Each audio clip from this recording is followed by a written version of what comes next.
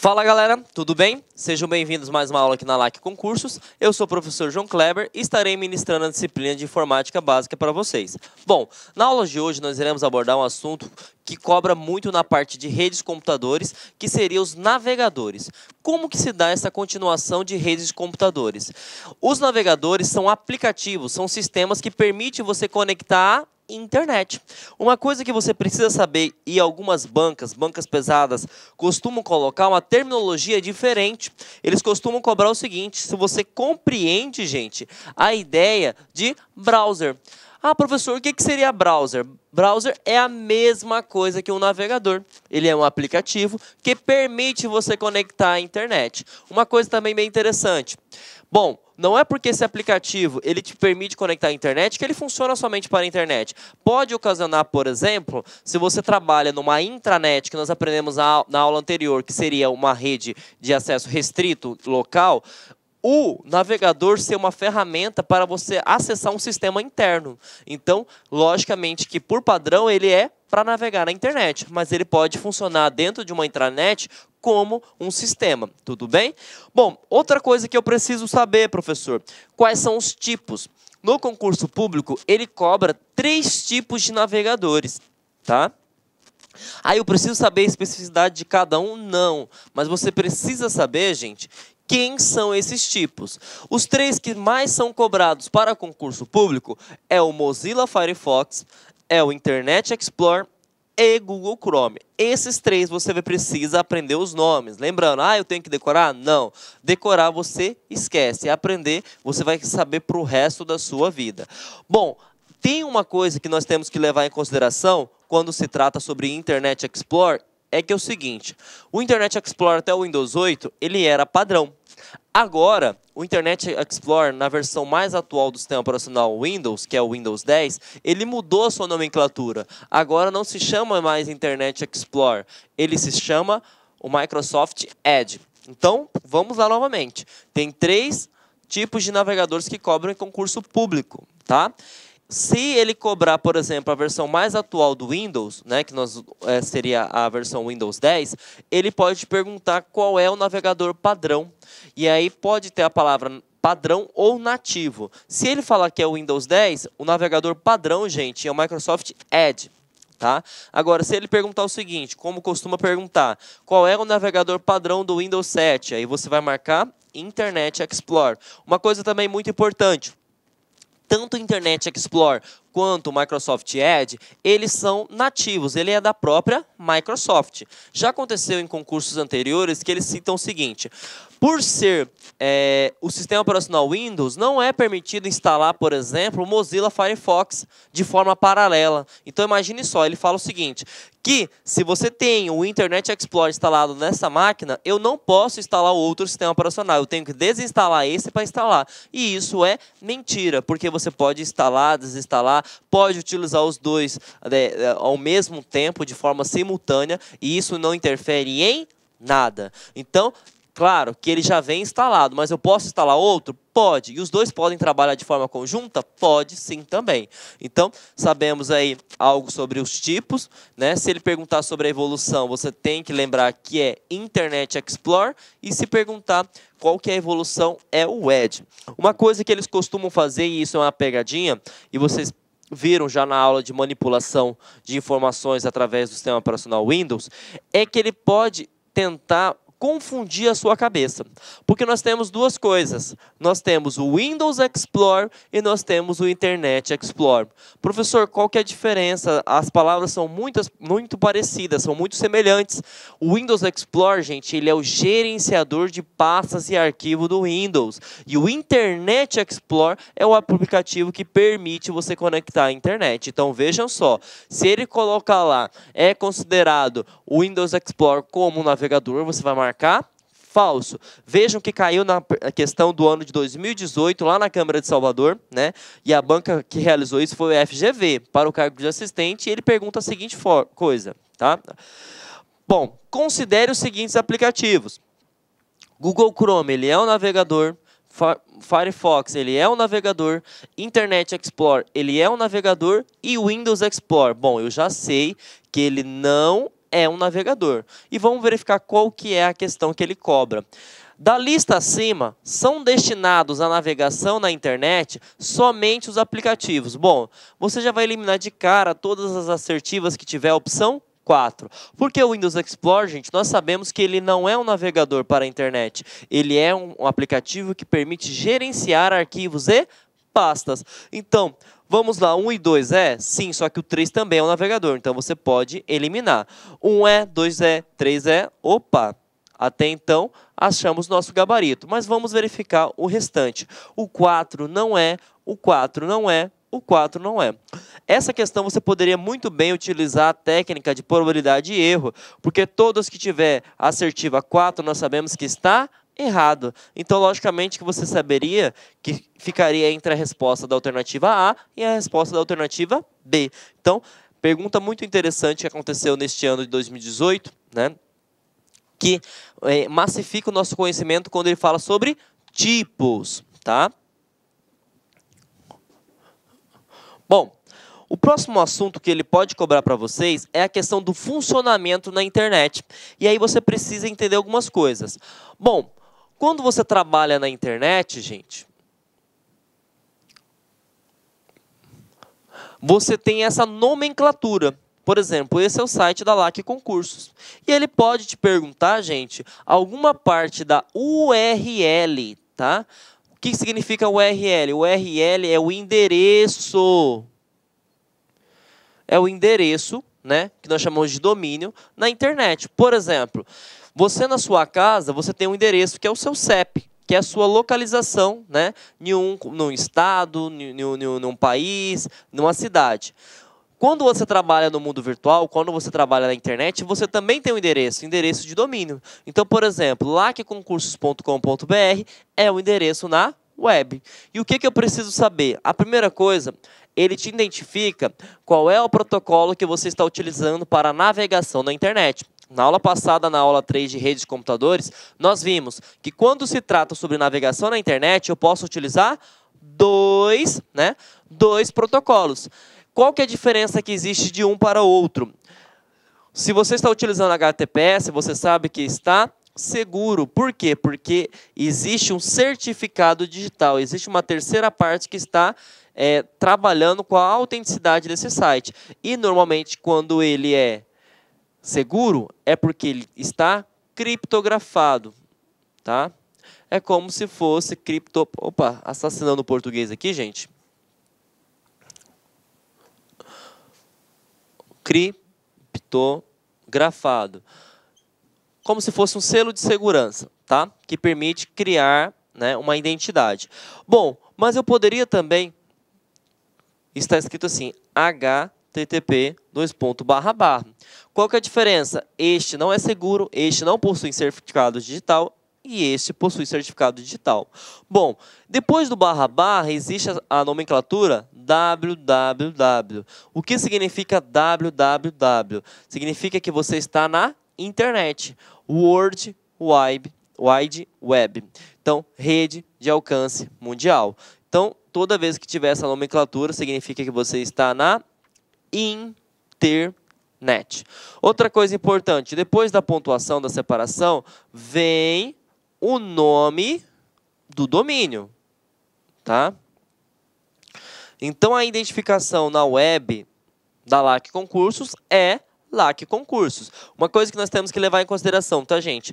Não é porque a empresa se chama LAC Concursos que o seu domínio obrigatoriamente tem que ser LAC Concursos.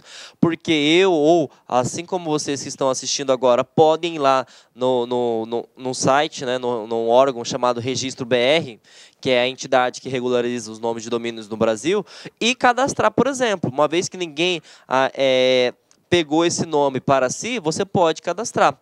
Por exemplo, se você pegar o site do Banco do Brasil, não é bancodobrasil.com.br, é simplesmente BB. Né? Então, nem sempre, tá, o endereço na internet, o endereço na web é o mesmo nome da empresa. E aí, o que eu preciso saber? Depois que eu tenho o nome do domínio, eu tenho o tipo de domínio. Tá? Por exemplo, se está .com, significa que esse domínio tem o objetivo comercial, tá bom? E nós vamos, em um próximo slide, definir os que mais se existem, os que mais se cobram, tá? Ponto .br, gente. Ponto .br vem da parte de nacionalidade. Se o domínio da LAC Concursos fosse .com.pt, significaria que ela é da nacionalidade portuguesa. Então, se ela tivesse o ponto .nz, da Nova Zelândia, então isso seria a definição. Se não tem nada depois do .com, significa que ela é internacional. Tudo bem? Então, essa é a nomenclatura que você precisa saber. Esse seria o funcionamento de um site, né, de um domínio na internet. Primeiro eu tenho o protocolo de navegação que eu estou utilizando, se é seguro, se não é. Depois eu falo se está na internet, que é o caso da LAC Concursos, o nome do domínio, eu falo que ela é comercial e a sua respectiva nacionalidade. Bom, eu falei para vocês que existem vários tipos de domínio. Quais são os tipos de domínio que eu preciso saber, professor? Bom, .com, já sabemos que ele é comercial. Só que existem outros, tá? E o que você precisa aprender são esses aqui. Toda vez que tiver 1000, significa que ele é militar. Tanto é que se você entrar dentro do site do Exército Brasileiro, você vai ver que o final da URL está escrito .1000. Se você, por exemplo, entrar numa instituição voltada para a educação e vai existir lá, por exemplo, .edu, então significa que ele é educacional. Uma vez que tiver extensão, por exemplo, o MEC, é mec.gov, significa que ele é governamental. Se ele tiver, aqui não é edu, desconsiderem edu, aqui seria org, tá? Org significa o quê? Organizacional, tudo bem? Então esses são os tipos de domínio. Não é obrigatório ser todos comercial, podem existir vários outros tipos de domínio, tudo bem? Dicas. Inclusive eu dei uma analisada, o CESP cobrou, salvo engano, em 2 tipos de carreiras. Carreira administrativa, salvo engano, e carreiras policiais. Ele cobrou o uso da tecla Ctrl quando você está utilizando um navegador. E aí preste atenção, normalmente quando você está trabalhando numa empresa, nós tentamos eliminar o máximo possível de mouse, sempre trabalhar com teclado. Então imagine que você está entrando no site da LAC Concursos, você digitou www.lacconcursos.com.br e aí para você dar o sim, né? Lá na URL, você pega o mouse e clica lá para abrir, né, para avançar. Ou você pode dar simplesmente um Ctrl, tá? Enter, assim que você estiver digitando. Quando você dá um Ctrl Enter, ele vai redirecionar para a página que você quer. Então você digitou a URL, tá? Não sei o que é URL, endereço. E apertou a tecla Ctrl mais Enter, ele vai redirecionar. Então ele faz a função do seu cursor, também chamado de mouse. Outra dica que cai em concurso é o seguinte, imagine que você possua vários links, né? Então aqui está o link do site da LAC Concursos, aqui está a aula 1, do professor João Kleber, e aqui está a aula 2, do professor João Kleber. Suponha que você quer abrir essas aulas em várias guias, tá? Porque existe a página, e nessa página a gente pode dividir em partes menores, que nós chamamos de guias.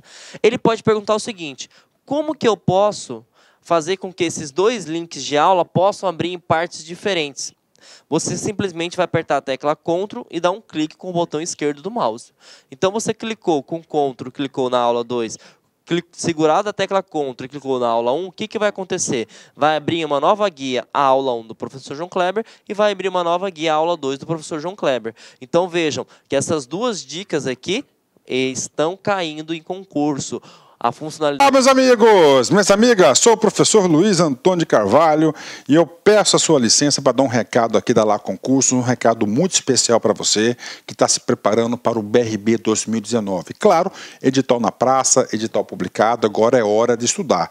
E nós, aqui da LAC Concursos, nós elaboramos um super curso, um curso muito competitivo para este certame. Pode ter certeza absoluta, se você assistir todas as nossas videoaulas, você vai estar muito, mas muito competitivo para o dia da prova. Isso eu te garanto. Nós fizemos 2 super reforços para esse concurso. Primeiro, a área de conhecimentos bancários e a área de legislação específica. Esse edital, como é sabido de todos, né? Esse edital trouxe aí várias disciplinas que normalmente não são cobradas em concursos de carreiras bancárias, mas nós temos a expertise aí suficiente para promover esses assuntos de forma didática, que você aprenda e, claro, que você pontue. Bacana, meus amigos? Então, olha só, esse vídeo aqui no YouTube é uma aula demonstrativa que nós estamos apresentando para vocês, tá? Uma aula demonstrativa.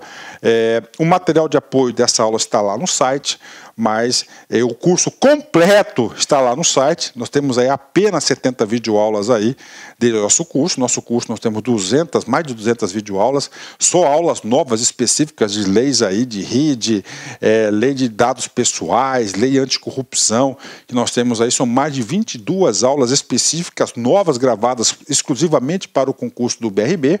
O nosso curso, atenção, ele custa apenas 10 parcelas de R$20, 120 dias de acesso, e você vai ter direito também ao nosso projeto pedagógico, que é o Personal Coach, que é o estudo regime de metas. Vale a pena você conhecer, vale a pena experimentar. Bacana, pessoal? Pessoal do YouTube, então tá aí. Vamos lá, continua o seu vídeo aí até o final dessa aula demonstrativa aqui da LAC, ok? Fui! Tchau! Da tecla de atalho Ctrl. Então, Ctrl mais Enter, ele vai redirecionar para o URL, e Ctrl mais clique do mouse, ele permite abrir uma nova guia. Tudo bem? Bom, gente, agora nós iremos abordar um assunto muito interessante que eles estão cobrando no ano de 2017 e no ano de 2018. Para que você entenda sobre isso, eu vou voltar um pouquinho lá na aula 3, na aula de redes de computadores. Você aprendeu o seguinte: quando eu trabalho com transferência de arquivos, né, quando eu envio um arquivo, por exemplo, do meu computador para a internet, eu estou fazendo um upload. Quando eu pego um arquivo da internet e baixo para o meu computador, eu estou fazendo um download. Aonde que eu quero chegar? Se eu estou baixando um arquivo na internet, certo? Eu vou trazer para o meu computador e ele vai para uma pasta. Que pasta será essa? Pasta chamada de download. Bom, ele pode perguntar isso? Pode, só que ele pode avançar ainda mais. Ele pode te perguntar, gente, o seguinte: sabendo que a pasta é download, aonde fica armazenado todos os arquivos que você baixa através do seu navegador, por exemplo, o Google Chrome. Ele pode perguntar: supondo que você queira encontrar dentro do seu computador, qual é o caminho que eu consigo encontrar esses arquivos, né? E aí você precisa voltar um pouquinho para a parte de hardware e lembrar de uma coisa: se eu salvei esse arquivo, eu salvei ele aonde? Dentro do HD. E o HD é simbolizado pelo sistema operacional, gente, através de letras. Normalmente, a letra que inicia o HD é a letra C, barra. Bom, sei que está no meu HD.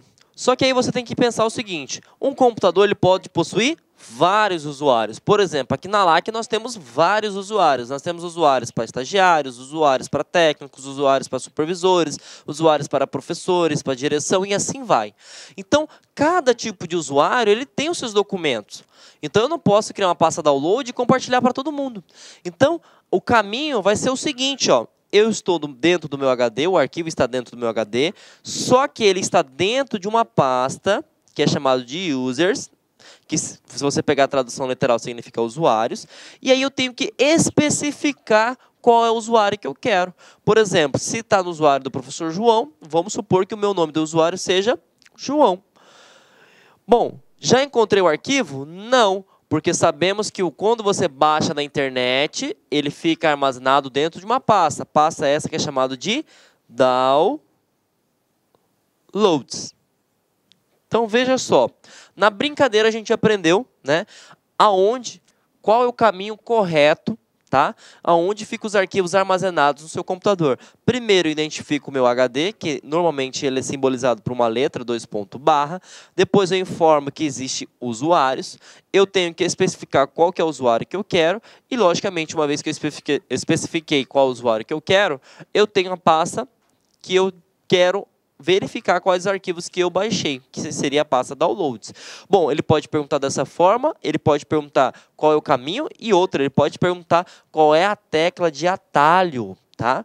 Qual é a tecla de atalho? Ctrl J. E isso é específico? Não, é para todos os navegadores. Então, uma vez que você utiliza a tecla Ctrl J para qualquer navegador, ele vai abrir esse caminho aqui para você, c:/user/joão/download, tudo bem?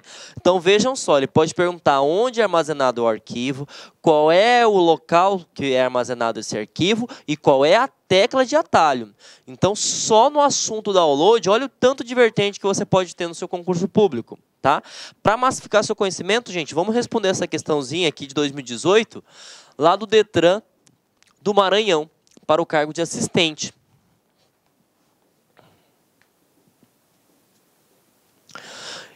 E ele cobra o seguinte: o navegador para a internet Google Chrome, em sua versão mais atual, está instalado no disco C. Olha, ele já falou a letra para você. De um computador com sistema operacional Windows 7.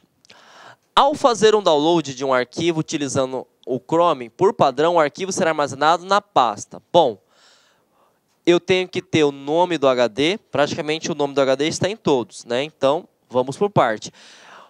Primeiro, não existe armazenamento na área de trabalho. Não sei o que é área de trabalho? Desktop, tá?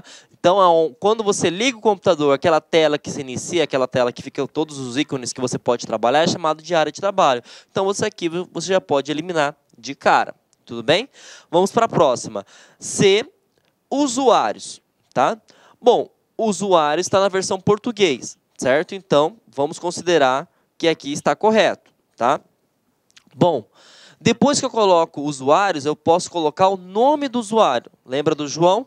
Eu tenho que falar qual usuário que eu estou, depois eu tenho que falar o nome do usuário, João. E depois que eu falo o nome do João, eu tenho que falar a pasta onde eu baixo todos os arquivos, que é download. Então, essa alternativa aqui, até o momento, é a que mais está correta, né? Bom, vamos para a próxima. C, nome de usuário. Não, eu tenho que especificar a pasta usuários primeiro, para depois identificar o nome do usuário. E primeiro, de cara você já pode eliminar, porque não existe área de trabalho. A área de trabalho é a área inicial, então você pode eliminar aqui também. D, C, home, não existe home, que significa início, tá? Existe o quê? Users ou usuários, como não tem nenhuma dessas duas nomenclaturas, você pode eliminar. C, nome do usuário, também não. Poderia ter C users ou C usuários. Então, logicamente, que a que está mais correta é essa. Eu identifico o meu HD, eu tenho que identificar os usuários que existem no computador, qual é o usuário que eu quero e qual é a pasta que eu quero. Pronto, está aqui o nosso gabarito, tá? Alternativa B. Bom, agora que nós falamos as partes básicas de um navegador, nós iremos abordar assuntos mais relevantes, assuntos mais técnicos, tá? Nós iremos abordar agora, detalhadamente, sobre zoom na tela, sobre o que seria favoritos, históricos, feeds, navegação por cursor, cookies e navegação segura, tá? O primeiro que nós iremos abordar é zoom na tela, tá, gente? Bom, por padrão, todo navegador ele possui o zoom de 100%. 100%, tá? Então, se ele te perguntar qual que é o zoom padrão, tá, do seu navegador, 100%. E aí ele pode perguntar o seguinte, como que eu faço para aumentar o zoom? Você pode utilizar duas teclas de apoio, tá? Você pode apertar a tecla Ctrl, tá? Mais scroll do mouse, que seria aquela barra de rolagem. Deixa eu desenhar o mouse. Aquela barra de rolagem que fica no meio do botão esquerdo e do botão direito. É chamado de scroll lock, que permite você, chamado de barra de rolagem, ela pode rolar para cima ou para baixo, você vai aumentar ou diminuir. Ou você pode utilizar isso aqui, ó, Ctrl mais. Ele permite aumentar. E se você apertar a tecla Ctrl mais menos, permite diminuir. Então, veja só, eu posso utilizar dois tipos de recursos, somente teclado, Ctrl+, ou se eu quero diminuir, Ctrl-, ou eu posso utilizar a tecla de atalho, né, utilizando mouse e teclado, Ctrl scroll do mouse para aumentar, Ctrl scroll do mouse para diminuir. Tudo bem? Então, vejam que ele pode cobrar isso. E aí ele pode falar o seguinte, supondo que você esteja com 150% de exibição de zoom na tela, e você quer voltar para o padrão, que seria 100%. Qual é a tecla rápido, que você permite voltar instantaneamente, né? Porque se eu apertar menos, vai voltar para 125, depois vai sair para 100. Então, não vai ser muito rápido, né? Vai ter que ter duas divisões até eu chegar ao nível padrão que eu quero. Então, se eu aperto Ctrl 0, tá? Ctrl 0, você volta para o padrão. Significa que não vai ser aplicado nenhum zoom, nem para maior, nem para menor. Tá? Então, Ctrl 0 permite voltar ao padrão. Bom, aprendemos sobre a questão de zoom, né? Que também cobra-se a questão de aumentar o zoom ou diminuir o zoom, seja por teclas de atalho ou utilizando o cursor. Ele pode perguntar também, gente, sobre central de favoritos. Tá? O que é central de favoritos? Central de favoritos nada mais é do que você pegar uma URL, por exemplo, da LAC Concursos, e salvar no seu computador. Então, uma vez que você salvou a primeira vez, vai aparecer uma estrelinha, né? Na qual, por exemplo, em vez de você ter que digitar www.lacconcursos.com.br, você clica nessa estrelinha, na qual vai aparecer todos os sites favoritos seus, preferidos. E aí você simplesmente clica no link e ele vai te redirecionar. Então, você não tem um trabalho de todo momento que você entrar na URL, ter que digitar. Essa que é a funcionalidade da central de favoritos. E aí ele pode cobrar o que seria favoritos, né? Que seria você criar uma preferência. E é outra coisa que ele pode cobrar é o seguinte, favoritos, cada usuário tem o seu. Mas imagine que você deu um problema na sua máquina, né?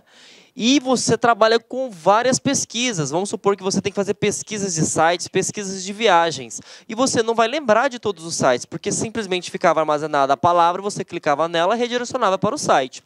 Então ele pode perguntar o seguinte, eu posso salvar essa lista de favoritos? Sim.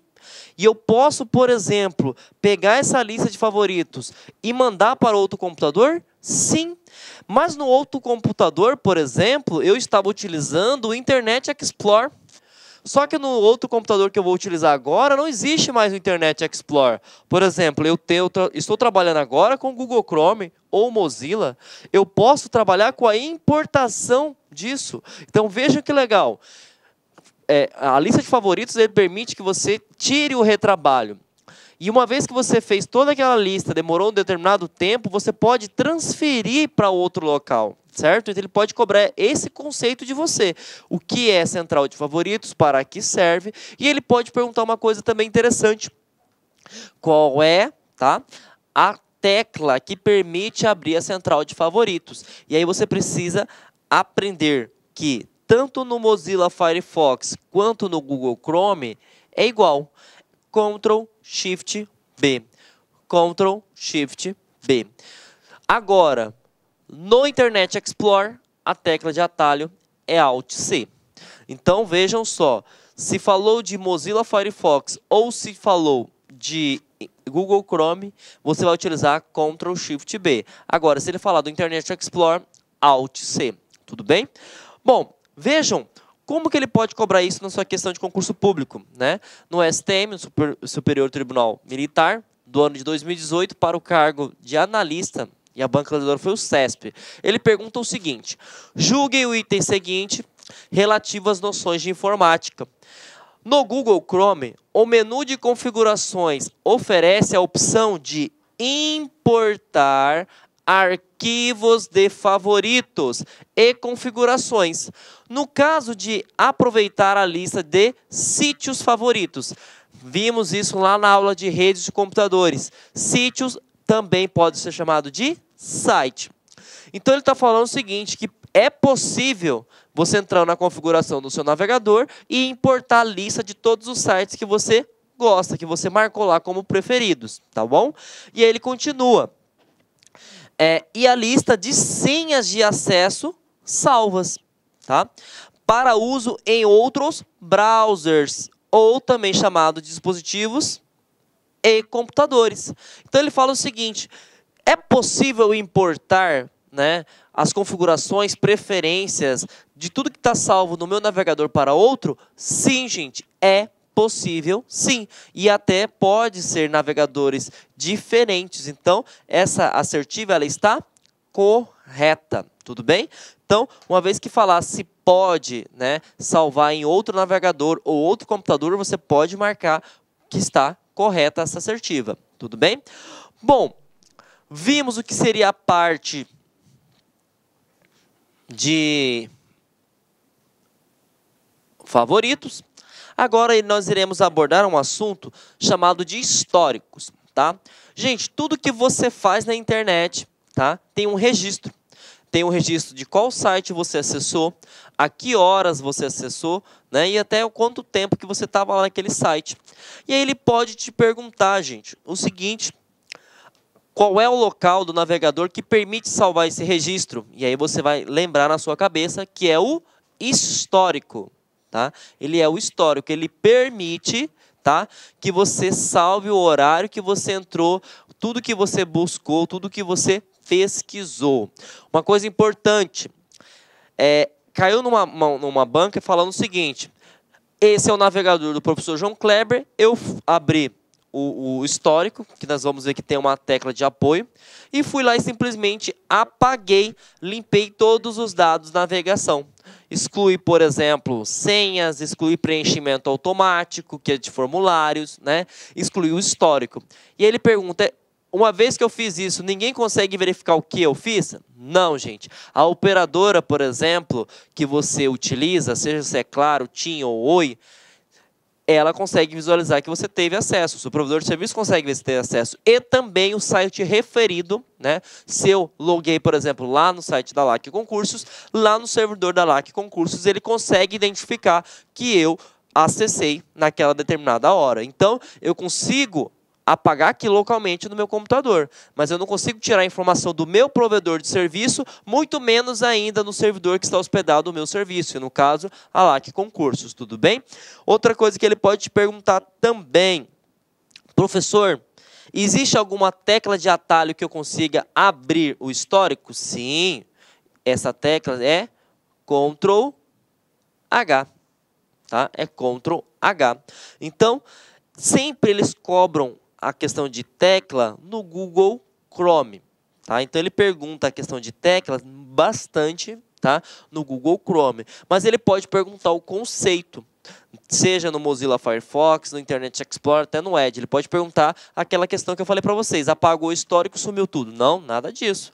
Fica armazenado no provedor de serviço, que é onde eu acessei o site, o sistema em si, e também fica armazenado na operadora de telefonia, que me permite acesso à internet. Tudo bem? Vamos ver como é que cobra isso, tá? Em questões de concurso. Bom, qual das alternativas...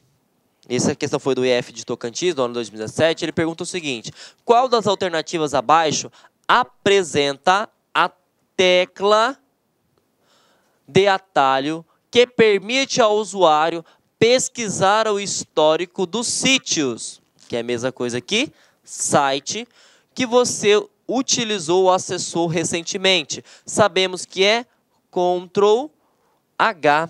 Então, está aqui nosso gabarito. Essa nem por eliminação, né, você conseguiria responder, porque é uma sopinha de letras. Então, lembrando, Ctrl H, ele é o quê? O histórico. Ctrl J, ele é o download, tá? Bom, navegação de cursor, tá? Muitas pessoas nunca ouviram falar disso, mas existe, tá? Bom, o que seria o navegador de cursor? Imagine uma situação hipotética que se você está trabalhando e você precisa finalizar a sua atividade. E aí o que aconteceu? Nesse meio tempo, o mouse que você estava utilizando quebrou, né? E a gente, por exemplo, sabe que é muito ruim trabalhar sem mouse. Ele pode perguntar na banca de concurso, né? Uma vez que o mouse quebrou, como que eu consigo ativar as setas do teclado como mouse, que nós chamamos de navegação de cursor, que também é chamado de mouse. E aí você tem que anotar na sua cabecinha que é o F7. F7. Outra coisa importante, F5. Olá, meus amigos, minhas amigas, sou o professor Luiz Antônio de Carvalho e eu peço a sua licença para dar um recado aqui da Lá Concurso, um recado muito especial para você que está se preparando para o BRB 2019. Claro, edital na praça, edital publicado, agora é hora de estudar. E nós, aqui da Lá Concursos, nós elaboramos um super curso, um curso muito competitivo para este certame. Pode ter certeza absoluta, se você assistir todas as nossas videoaulas, você vai estar muito, mas muito competitivo para o dia da prova. Isso eu te garanto. Nós fizemos 2 super reforços para esse concurso. Primeiro, a área de conhecimentos bancários e a área de legislação específica. Esse edital, como é sabido de todos, né? Esse edital trouxe aí várias disciplinas que normalmente não são cobradas em concursos de carreiras bancárias, mas nós temos a expertise aí suficiente para promover esses assuntos de forma didática que você aprenda e, claro, que você pontue. Bacana, meus amigos? Então, olha só, esse vídeo aqui no YouTube é uma aula demonstrativa que nós estamos apresentando para vocês, tá? Uma aula demonstrativa. O material de apoio dessa aula está lá no site, mas o curso completo está lá no site. Nós temos aí apenas 70 videoaulas aí do nosso curso. Nosso curso nós temos mais de 200 videoaulas, só aulas novas específicas de leis aí, de RID, lei de dados pessoais, lei anticorrupção, que nós temos aí, são mais de 22 aulas específicas, novas, gravadas exclusivamente para o concurso do BRB. O nosso curso, atenção, ele custa apenas 10 parcelas de R$20, 120 dias de acesso, e você vai ter direito também ao nosso projeto pedagógico, que é o Personal Coach, que é o estudo regime de metas. Vale a pena você conhecer, vale a pena experimentar. Bacana, pessoal? Pessoal do YouTube, então tá aí. Vamos lá, continua o seu vídeo aí até o final dessa aula demonstrativa aqui da LAC, ok? Fui! Tchau!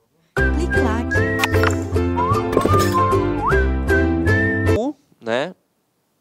Ele permite atualizar o site ou o sítio na qual você se encontra, tá bom? F7 permite transformar as teclas do teclado como um cursor. Só que isso não se aplica no Google Chrome, tá? Então isso se aplica no Mozilla e no Internet Explorer.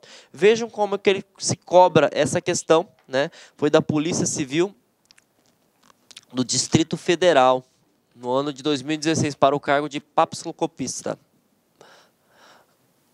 Bom, ele fala o seguinte: uma das características que podem ser observadas no programa de navegação Mozilla Firefox, em sua versão mais recente, é a navegação dentro de uma página sem a utilização do mouse. Esse recurso é conhecido como Caret Browser, ou navegação por cursor, e utiliza as teclas, né, para a esquerda, direita, para o alto, para baixo, para percorrer a página e as demais teclas para selecionar um texto.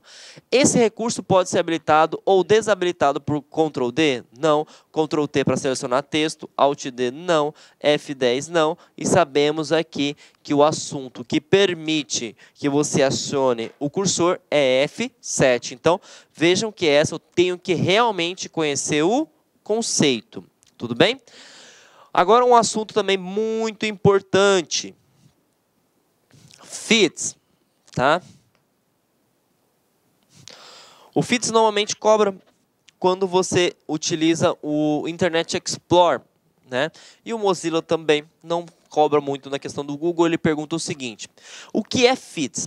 FITS, gente, significa alimentar, tá? Alimentar. Então imagine só, quando você trabalha, né, com pesquisas de sites, por exemplo, você tem que fazer um processo manual. E às vezes isso demanda tempo demais.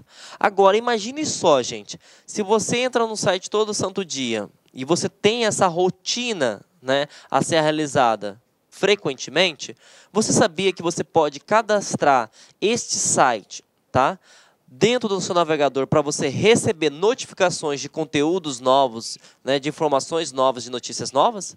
Então, vejam só que interessante. Eu não vou ter que ter o trabalho de navegar, de procurar esse determinado site e verificar se tem algo novo.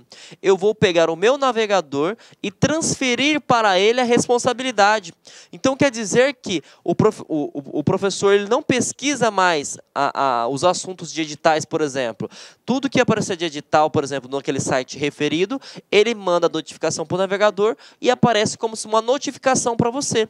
É como se fosse, por exemplo, gente, o Facebook. Uma vez que sai uma notificação na qual tem o seu nome, ele não te notifica, ele não te dá um alerta. Então o Feeds é a mesma coisa. Então você cadastra aqui, por exemplo, e ele mostra, ó, nenhum feed detectado nessa página. Por quê? Não teve nenhuma atualização, eu não cadastrei nenhuma atualização nova. Quando aparece, por exemplo, uma atualização nova, você consegue perceber. Então o Feeds ele tem esse intuito de alimentar, de manter você sincronizado com notícias novas. Tudo bem? Bom, pegando esse gancho, ele pode cobrar no seu concurso público também a questão de cookies. Se nós pegarmos a ideia do cookies, né, sabemos que cookies são biscoitos, né? E aí, qual que é a finalidade do navegador? Quando você come biscoito, gente, você deixa rastros, né? Você deixa o farelo do biscoito. Então eu consigo te identificar, por exemplo. Então eu vou seguir, por exemplo, o professor João Kleber e vou verificar que ele entrou aqui na sala de edição, por exemplo. Então, qual que é a ideia de cookies, tá? Para os navegadores. O cookies, gente, são farelos que permitem que o navegador identifique a sua preferência. Então, deixa pequenos rastros de trechos, né, que mostra o que você pesquisou, o que você mais gosta. E a partir dessas informações, certo? Você consegue definir um perfil de pessoa. Então, agora você vai pensar comigo. Poxa, às vezes, quando eu pergunto alguma coisa no Google, cai sempre de viagem. Até parece que o Google sabe que eu viajo bastante.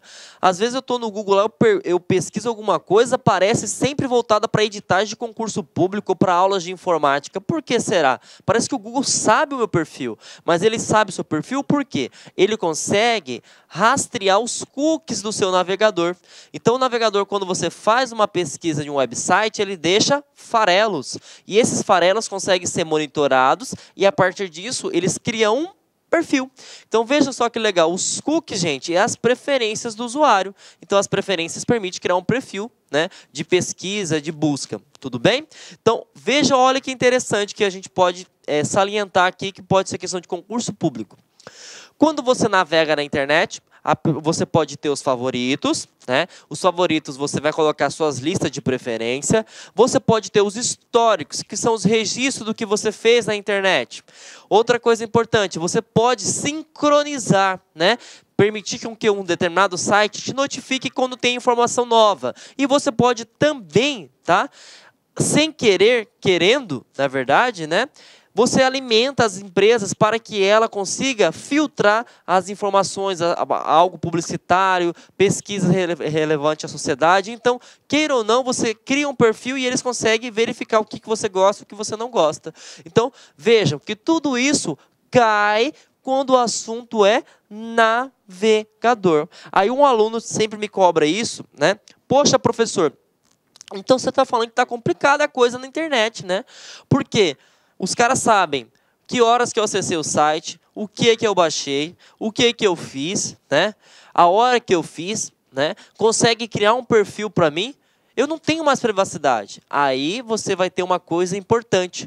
O navegador, se você sabia disso, existe uma terminologia, existe uma tecnologia que nós chamamos de navegação anônima ou privada. Então, vejam só, os navegadores eles têm uma tecnologia que permite que você navegue de forma anônima. E o que seria essa forma anônima, professor João Kleber? Bom, você não consegue deixar rastros, tá? Tanto é que eu recomendo, se você utiliza o Internet Bank, poderia ser até uma questão de concurso público, como eu posso manter seguro, né, acessando o Internet Bank pelo meu computador? Bom, você sabe que, às vezes, você deixa rastro, você deixa os cookies, né? Você também não pode deixar registros para que o cara armazene a senha do seu computador. Então, qual que seria a forma que eu me sentiria seguro? Com a navegação privada ou anônima. Por quê? Você não vai deixar rastros de informações que você pesquisou, o histórico, cookies e dados de site e informações de formulários. Porque imagine só, quando você pesquisa várias coisas, né? E quando você pesquisa uma palavra sempre frequentemente, você percebe o seguinte, que essa palavra aleatória nunca se completa. Mas quando você pesquisa, por exemplo, editais, você nem precisa digitar a palavra editais completamente. Na hora que você coloca o E e o D, ele já automaticamente preenche para você. Por quê? Porque o navegador conhece a sua preferência. O navegador, ele sabe a sua preferência de pesquisa. Então, quando você navega de forma privada ou anônima, ele não permite isso, tá? Só que tem um porém. Ele pode te falar o seguinte, bom, então quer dizer que eu não estou... eu estou tranquilo que ninguém consegue me monitorar. Eu posso criar algum tipo de ato ilícito na internet? Não, gente. É assim como você apagar o histórico lá que nós falamos anteriormente, né? O Ctrl+H histórico. Você consegue fazer com que a pessoa do computador não tenha acesso às informações. Mas, quando você conecta ao site da LAC Concursos, nós temos acesso do horário que você conectou. Não só a LAC Concursos, mas como a empresa provedora de serviço de telecomunicação. Seja ela a Oi, a TIM, a Sky, a Vivo, enfim. Então, essas empresas e o site que você, ou o sistema que você esteja utilizando da internet, ele tem acesso a essas informações. Então, fiquem atentos. Se perguntar sobre navegação privada, serve para quê? Para você não deixar rastros. Mas eu não consigo ser identificado de forma alguma? Não, consegue sim. Como? Através da empresa de telecomunicação e também o site referido. Tudo bem? E ele pode perguntar também, gente, como ou de que forma eu consigo navegar de forma anônima utilizando as teclas de apoio. E aí você vai aprender que o Mozilla Firefox e o Internet Explorer, eles utilizam a mesma sequência, Ctrl, Shift, P, tá? E aí uma coisa importante, todo mundo sabe, né, que o Ctrl P é para imprimir, certo? Então, sabe o que você vai fazer para lembrar na hora de concurso público? Você coloca o Shift no meio. Simples. Bom, eu quero navegar seguro? Lembro da impressora. Impressora é Ctrl P. Bom, vou colocar no meio alguma coisa? Shift. Pronto, já decorei, né? Já aprendi. Então, Ctrl Shift P permite que você navegue de forma segura. No Google Chrome, você vai utilizar a mesma nomenclatura, só coloca o N. Então, Ctrl Shift N permite que você navegue de forma segura. Tudo bem? Então, isso seria o conceito e ele pode te perguntar também, gente, como que eu consigo, né, navegar de forma segura através das teclas. Então, se for internet ou Mozilla, Ctrl Shift P, tá? E aí, se for Google Chrome, Ctrl Shift N, tá? Bom, perguntinha aí para nós massificarmos nosso conhecimento. Bom, os principais navegadores da internet, como o Google Chrome, o Firefox e o Internet Explorer, possibilitam, respectivamente, uma navegação anônima, privativa ou in-private, né? Uma das funções da navegação anônima do Google Chrome é ocultar a navegação do administrador da rede? Não, não é ocultar a navegação do administrador da rede. É com que o seu computador ele não seja rastreado localmente. Então, elimina-se essa aqui. Não armazena a lista de favoritos, tá? Não é isso, gente. Lista de favoritos não tem como não armazenar, porque é um link de preferência. Eu não consigo deixar os cookies, dados de senha e formulários, né? Não armazenamento de cookies. Opa! Sabemos que cookies são rastros, então eu não deixo rastros. Até então aqui está correto. Se torna o anônimo para o website visitado. Negativo. Lembra o exemplo que eu citei da LAC Concursos? Eu apaguei do computador, não consigo acessar, mas lá na LAC, no servidor da LAC, eu consigo verificar que você consultou a aula do professor João Kleber. Então, elimina-se também. E oculta a navegação do provedor de acesso. Aqui ele está falando o seguinte, ó, que a empresa que fornece serviço de internet para você não consegue ter acesso ao site que você visitou, que você procurou. E isso é falso. Consegue sim. Toda vez que falar que o website visitado e o provedor de acesso não tem acesso, você marca que é errado. Tudo bem? Assim, gente, chegamos mais um fim de aula. Espero que vocês tenham gostado, tá? Respondam questões, porque questão massifica seu conhecimento, e sempre façam analogia com o seu mundo real. Tudo bem? Tenha uma ótima semana, bons estudos e a gente se vê. Olá, meus amigos, minhas amigas, sou o professor Luiz Antônio de Carvalho e eu peço a sua licença para dar um recado aqui da Lá Concurso, um recado muito especial para você que está se preparando para o BRB 2019. Claro, edital na praça, edital publicado, agora é hora de estudar.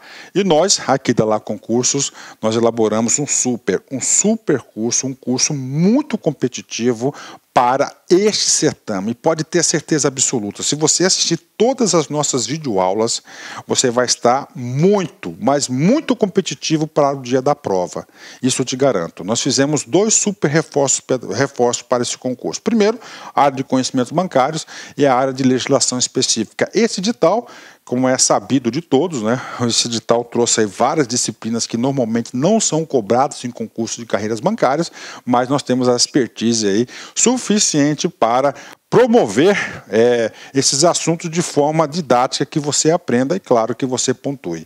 Bacana, meus amigos? Então, olha só, esse vídeo aqui no YouTube é uma aula demonstrativa que nós estamos apresentando para vocês, tá? Uma aula demonstrativa. O material de apoio dessa aula está lá no site, mas o curso completo está lá no site. Nós temos aí apenas 70 videoaulas aí do nosso curso. Nosso curso nós temos mais de 200 videoaulas, só aulas novas específicas de leis aí, de RID, lei de dados pessoais, lei anticorrupção, que nós temos aí, são mais de 22 aulas específicas, novas, gravadas exclusivamente para o concurso do BRB. O nosso curso, atenção, ele custa apenas 10 parcelas de R$20, 120 dias de acesso, e você vai ter direito também ao nosso projeto pedagógico, que é o Personal Coach, que é o estudo em regime de metas. Vale a pena você conhecer, vale a pena experimentar. Bacana, pessoal? Pessoal do YouTube, então tá aí. Vamos lá, continua o seu vídeo aí até o final dessa aula demonstrativa aqui da LAC, ok? Fui! Tchau!